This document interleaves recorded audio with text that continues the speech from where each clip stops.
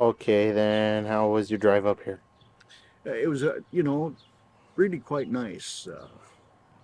Anticipated some adverse weather when I got to Washington. However, I wasn't that disappointed because the order for better weather up here had already been fulfilled through the Weather Bureau, and really wasn't too bad up here. Okay, let's run this back and see how it works. Inside and fill out that stuff for mom. Do what? Fill out the stuff for mom. Oh yeah, that'll make her happy, very happy. You can go ahead and tell us about, I guess your experience in You the. don't want me to introduce myself? Hi, this is Fard Farkle over here, and I'm. Yeah, you can. That'd be actually be great. I mean, I know who you are, but Oh, okay, maybe future big generations. secret here. Yeah. Okay. Yeah. Oh, where do you want me to start? Anyway, with military, civilian, whatever. Well, let's start. Well, go ahead and tell us your name. Well, my name is Howard Most, and I originally came to this country from western New York State. I was born and brought up on a dairy farm, and that's the reason I went into the service because I thought that was better than farming. Did you meet uh, your wife before or after you entered the service? After, long Afterwards. after, Long after. How long long have you after. been in the service? Well, at the time I'd met her, I had about 5 or 6 years in the service. Okay. I Um, had come in January 23rd, 1946. Checked out in a little B-17 flying time, and then I went into B-29s. And my first stateside assignment was in Roswell, New Mexico. Roswell. Roswell by the sea. We had 1,000 miles of beach and no ocean. Yeah.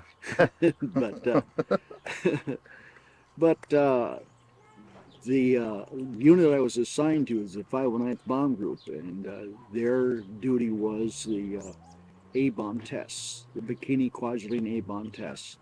I joined them too late to go over into the Pacific with them at that time. So I was there going through training and so on. And but some of the personnel that I worked with and flew with there, uh, I had a wing commander by the name of Butch Blanchard, and Butch Blanchard had a nephew by the name of Doc Blanchard that was going to West Point, and he was a top-notch football player. He was one of what they call the Four Horsemen, and his uncle used to like to go to see them play football, so we mystically would get flights to Washington D.C. and he'd be there on Air Force business right over the chance the time they were doing playing football. So we'd fly to Bowling Field or Andrews Field, Washington D.C., and my crew actually got this duty several times. Well, because of the classification of the aircraft had to be under guard at all times. So on 2 occasions when we landed there, me being one of the lower ranking kids on the crew, they handed me a 45 and set me by the nose wheel, and they said nobody comes near the airplane. So I pulled the guard duty. Of course, I got relief after a while, but that was not my version of romping around in Washington D.C. How old were you? 18, 19, Wow. 19. Um, so, okay, where were you married at, actually? Where did you meet? We met in Rapid City, South Dakota. Actually, the day I met her, I had just come back to what is now Ellsworth Air Force Base. It was Rapid City Army Air Force Base from a leave back east. And the day I had walked back into the field, they were having a parade, and I was trying to do everything to keep from signing in and getting caught in the parade.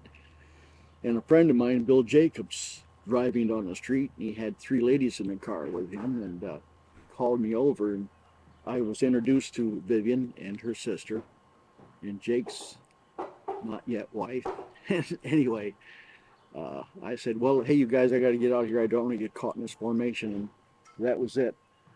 And I never thought I'd see this lady again. So the day passed, and one thing ran into another, and I ended up getting all cleaned up and getting a little rest, and heading for the hills, you know, and go back up to Deadwood and check things around in Sturgis, and walked into this den of iniquity. Well, actually, it was not a bad place.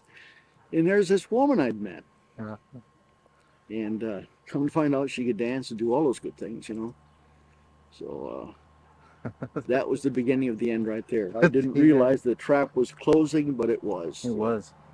I can't even remember when it was about. It was in 1952, April or May. In October 18th, 52, I married her. So you see, she's a pretty swift worker. Yeah. Sounds like. Yeah. So, was it any kind of a big wedding, or did you have the No, actually, the wedding took place in Rapid City in the Methodist Church, and it was mostly his family and a few friends, probably 30 to 50 people. I don't really remember. okay? And, And did you have any leave at that time, or did you have to ship off somewhere? Or I had leave. I had taken some leave. okay, Yeah, that's yeah. good. And but we didn't really take any big long trips anywhere because I spent. Well, we kind of honeymooned and fooled around Rapid City in the hills there for a while, but I had to find an apartment or a house. Okay. And lived in a motel for the first week or two, and then found a house on 7th Avenue, and got ourselves all set up in housekeeping before I put on my soldier suit and went back to work. Your costume. Okay. I guess you can go from there then. And now that we've got you two hooked up, and Well, actually, by this time, I'd had I had gotten out of the service in 1948 and spent a little time back in the East Coast as a civilian, and gone to school, went to Cornell University, and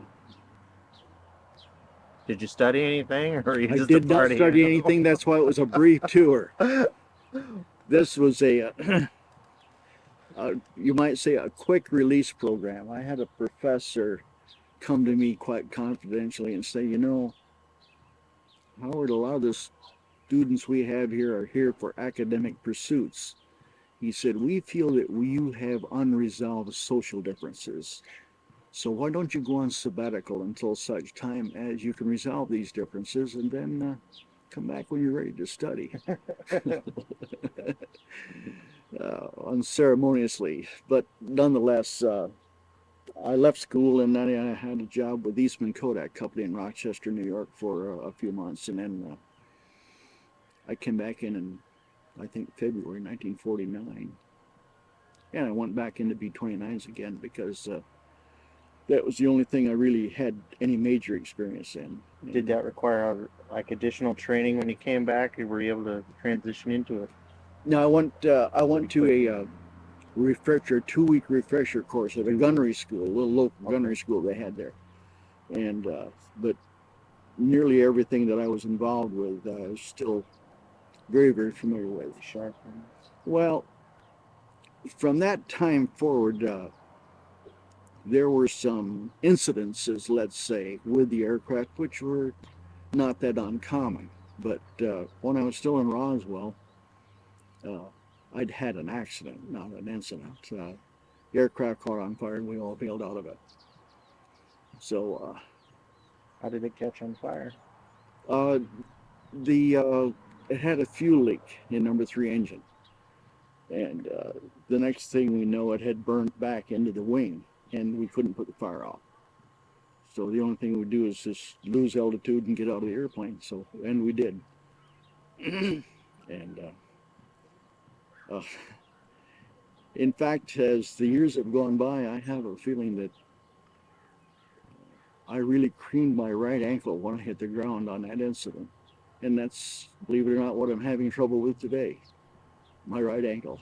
It's coming back. It's like it's always been a problem, you know, Right. all the rest of my life.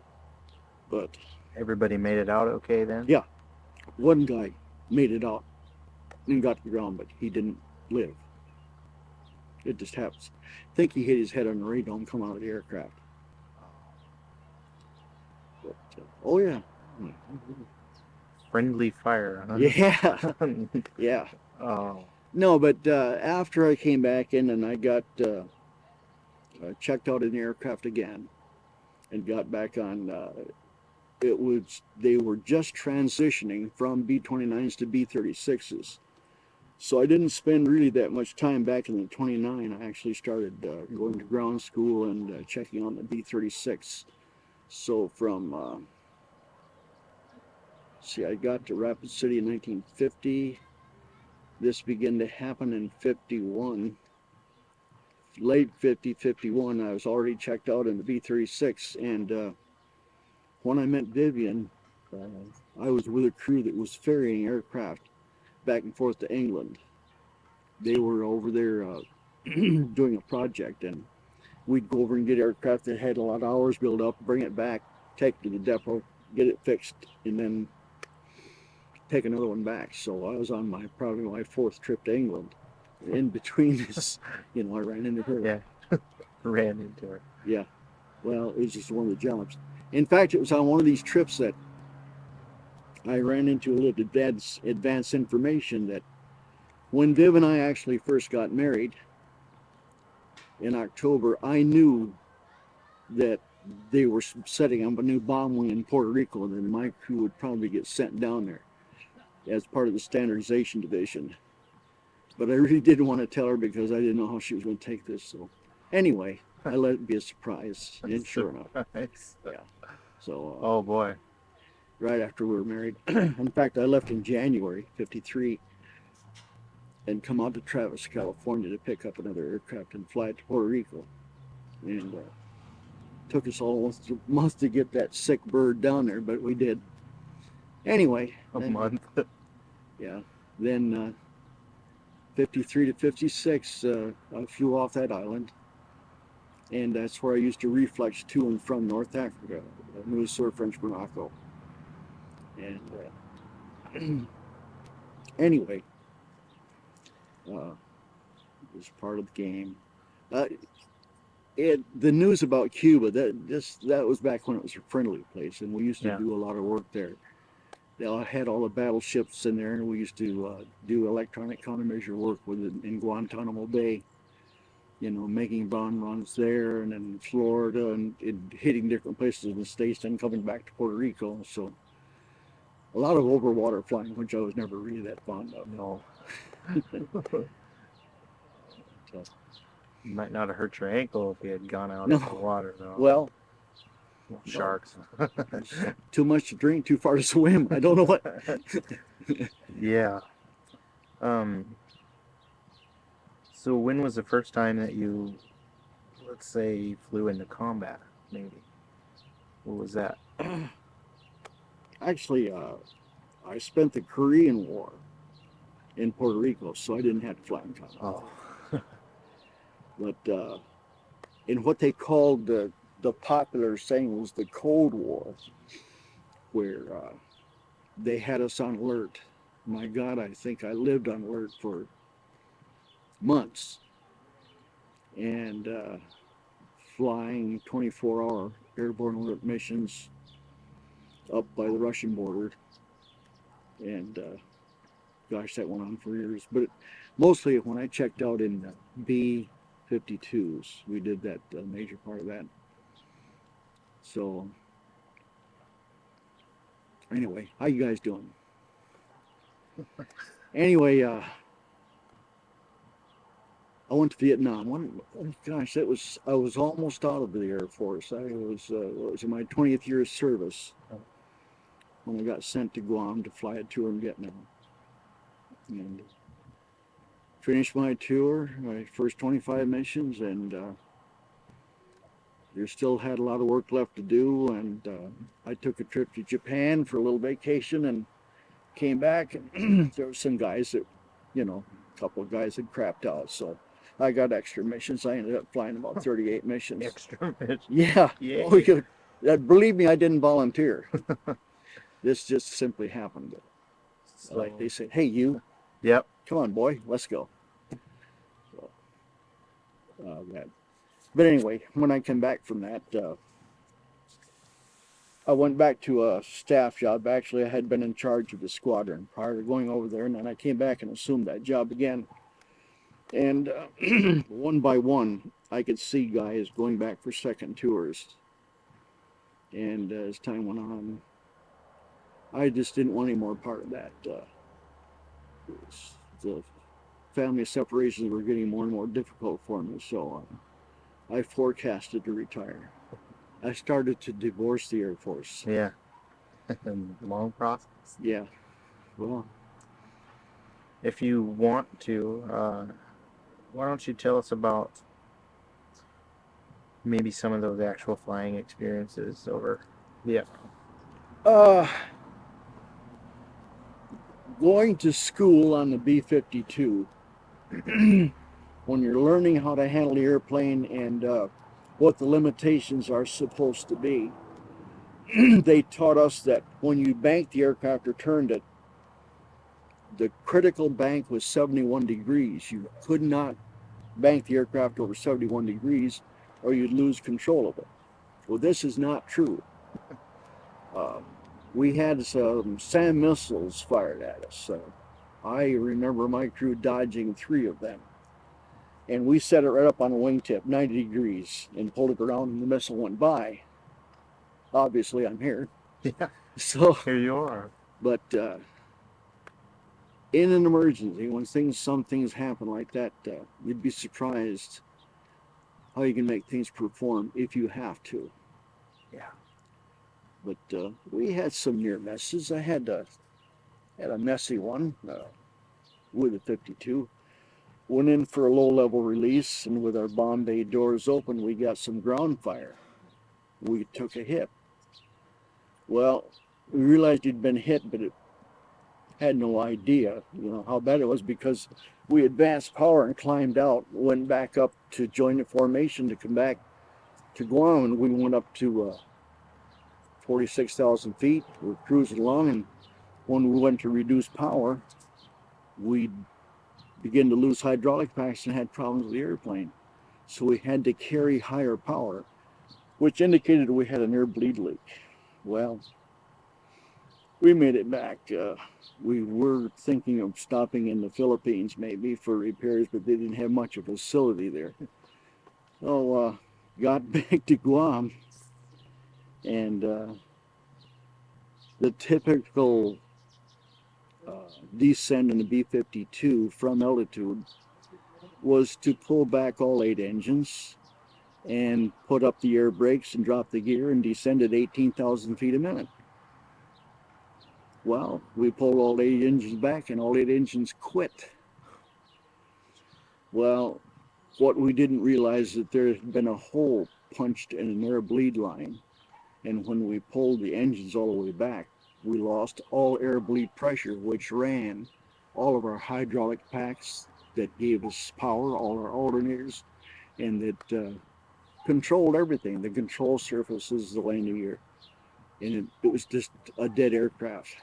So we fell off out of the formation and regained the aircraft at 11,000 and got an engine started and got things fired up and working again, which I thought was very timely because we were going to bail out at 10.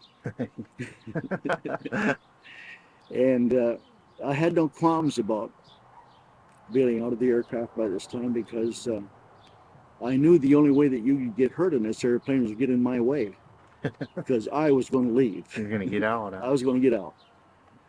So we got it running again, and this was a 12-ship formation, and we got to land number 1. Got it on the ground. Number 1. Yeah. And What a little nervous. What position were you on the airplane? I was the tail gun. Tail gun. Yeah. Spent a lot of time alone then? There was only room for me. Nobody else could get in the compartment except for a pre-flight. On the ground, you could have another person up there watching over your shoulder. Mm-hmm.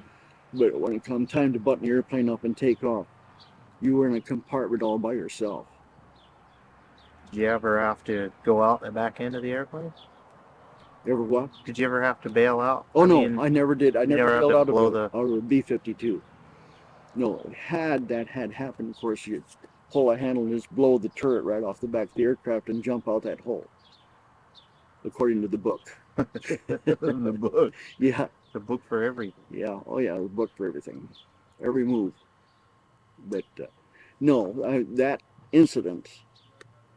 Oh, there were others where we had problems with the airplane, and you know, we've had engine fires and we had equipment failures.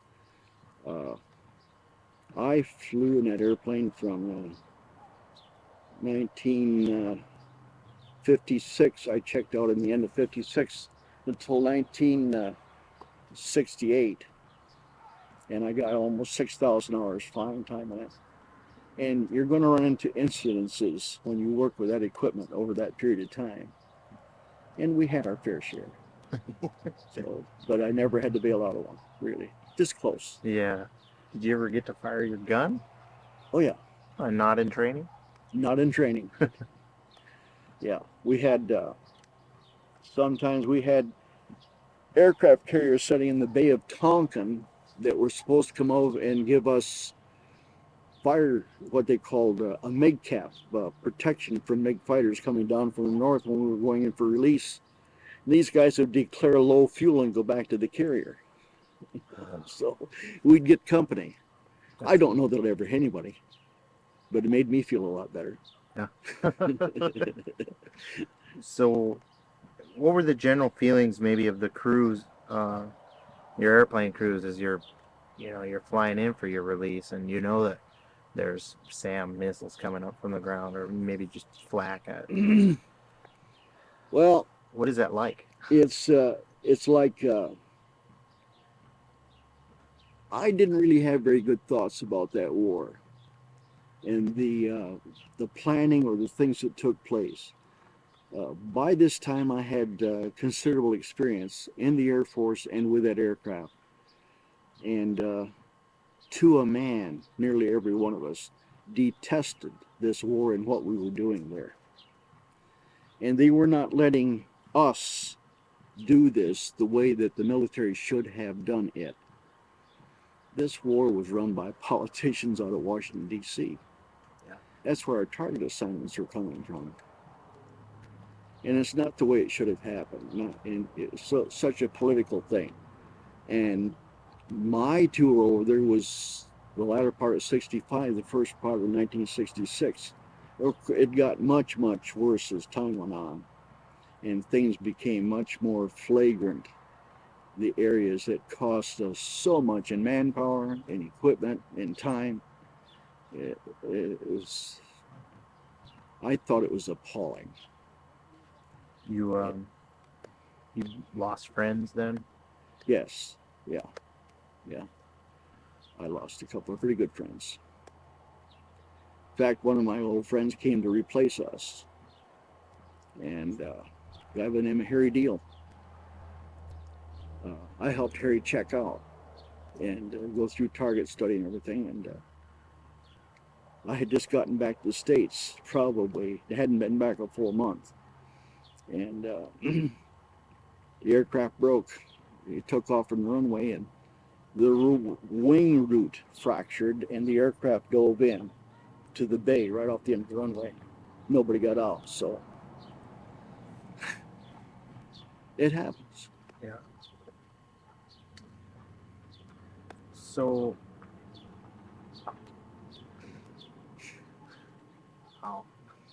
I guess we could ask you, as a whole, how were your feelings about serving in the United States military? Did you do it because it was a job, or because you're a patriot? Or... I started out as a patriot. Yeah.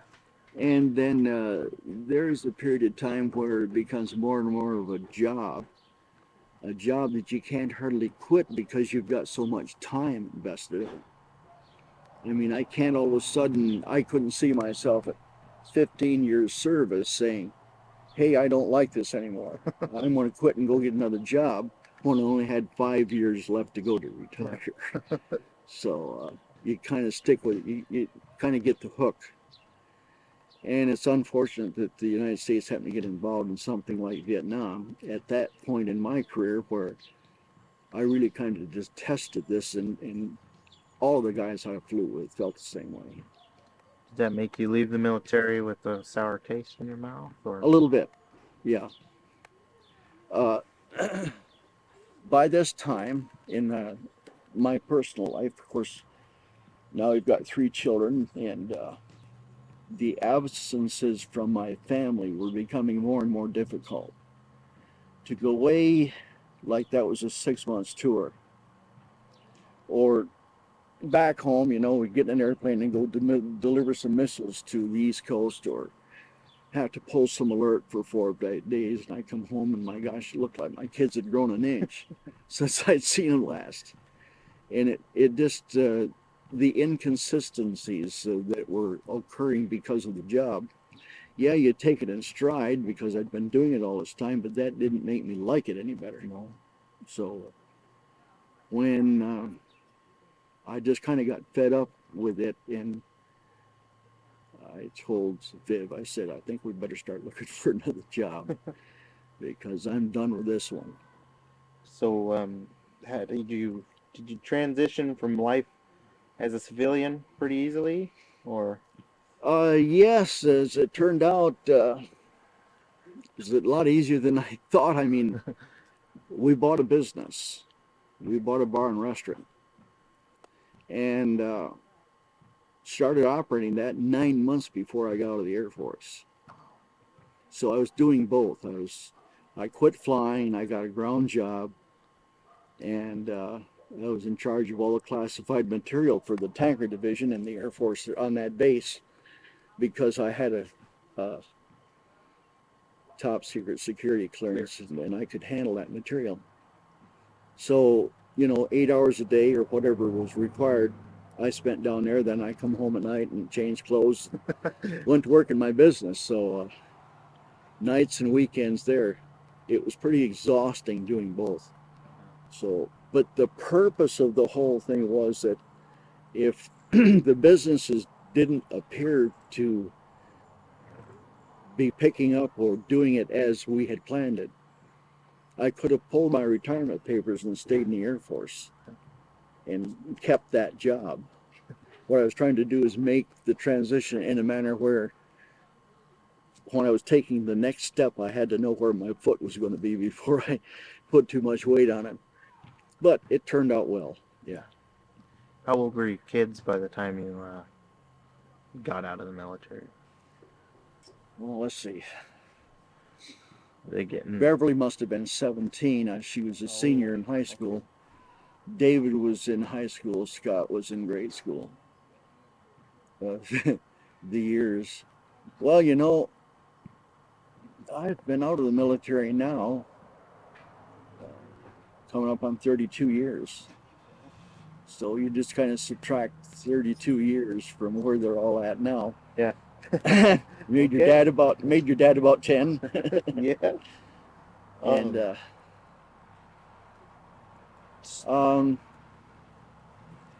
it just didn't seem to be, because I was so very, very busy, that next year and a half, 2 years, when I left the Air Force, things just slowed down a little bit for me. I still kept very busy until 1970, and I had a health problem. I had a heart attack, and which took me away from the things for a few months. I was hospitalized and came back and just found out that I wasn't handling it as well as I thought I was going to. So what I ended up doing is selling the business at that time.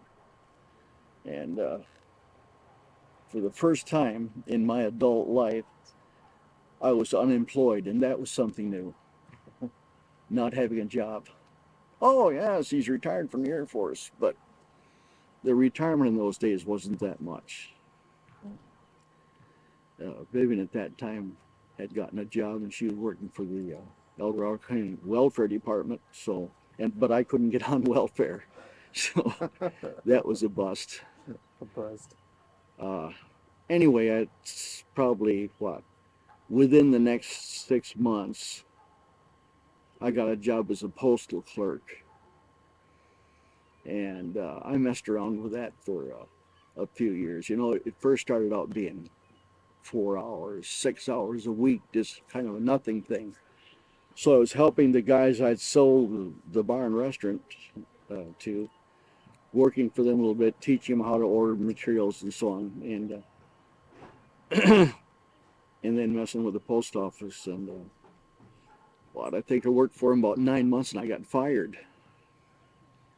The little office I'd gone to work for changed class, and they had to release some of the people they had, and I was the last one hired, so I was the first one fired. So I thought, okay, that's the end of the postal business. So Yeah. a few months later, they came back and asked me if I'd go back to work, and told them I really wasn't that sure that I wanted to. I'm serious. I said, you know, if I thought one would normally look at this as a career, and I said, I don't see much stability here. Well, the guy came back and he said, well, we can offer you a little bit better position, you know. So I got a job as what they call a PTF clerk, part-time flex, which was a little more permanency. Oh, let's see, I did that 72, 74. 74, I got assigned to the Coloma Post Office. And then I started working around different offices, and I got a job in Shingle Springs as a, I started out there as a clerk, and I became